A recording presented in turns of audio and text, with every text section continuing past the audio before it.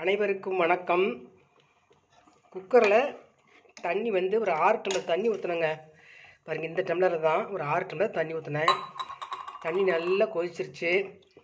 கம்பு இதில் வந்து 2 டம்ளர் எடுத்துங்க. இதே டம்ளரில் 2 டம்ளர் கம்பு தான் எடுத்தேன். எடுத்துகிட்டு தண்ணியில் போட்டு 2-3 தடவை கழுவிட்டு அரிச்சு பார்த்தேன். சும்மா 1-2 கல் தான் இருந்தது ஃபஸ்ட் டைம் அரிக்கிறப்போ. 2ஆவது தடவை அரிச்சு பார்த்தேன். கல்லெல்லாம் இல்லவே இல்லைங்க, சுத்தமாக இருந்தது கல் இல்லாமல். மிக்சி ஜாரில் தண்ணி வடிகட்டிட்டு மிக்சியோட ஜாரில் போட்டு நல்லா பாருங்கள், குறையாக தான் வந்து அரைக்கணும். நைஸாலாம் அரைக்கவே கூடாது. கம்பஞ்சோறு வலுவலுன்னு போயிடும். குறையாக அரைச்சாதான் கம்பஞ்சோறு வந்து மென்று சாப்பிட்றதுக்கு நல்லா இருக்கும். அரைச்சிட்டு குறையாக அரைச்சிட்டு கொதிக்கிற தண்ணியில் நான் போட்டேன். அந்த கம்பை அரைச்ச கம்பை கொதிக்கிற தண்ணியில் அப்படி எல்லாம் கொட்டி பாருங்கள், நல்லா கிளறிட்டு இருக்கிறேன். 6 டம்ளர் தண்ணி இது நல்லா கொதிச்சிட்டு இருக்குது. இப்போ இப்படியே விட்டோம்னா ஒரு 1/4 மணி நேரம் வேக வைக்கணும்.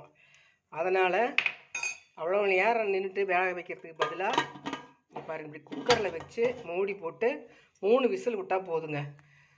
அருமையாக கம்பு சோறு வெந்துடும். சூப்பராக இருக்குது தயிர் சாப்பாட்டுக்கு சாப்பிட்றதுக்கு. வெயில் பயங்கரமான வெயில் அடிக்குது. அவசியம் வந்து கம்பஞ்சோறு செஞ்சு சாப்பிடுங்க. வாரம் ஒரு நாள் கண்டிப்பாக கம்பஞ்சோறு சாப்பிடுங்க. நிறைய கம்பில் வந்து சத்துக்கள் இருக்குது. 3 விசில் வரட்டுங்க. பாருங்கள், கம்பு சோறு வந்து ரெடி ஆயிடுச்சு பாருங்கள். இது கொஞ்சம் நேரம் ஆறுனா கெட்டியாக ஆயிருங்க. இப்போ வந்து ஸ்டவ்வில் தான் இருக்குது. ஸ்டவ் ஸ்லோவாக எரிச்சிட்ருக்கேன்.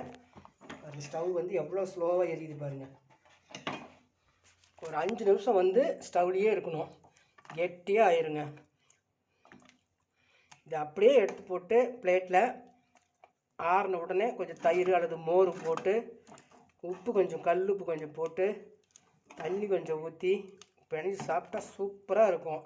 அப்படி வேகுது. இப்போ மனம் அப்படி நெய் மனம் மணக்குதுங்க கம்பஞ்சோறு.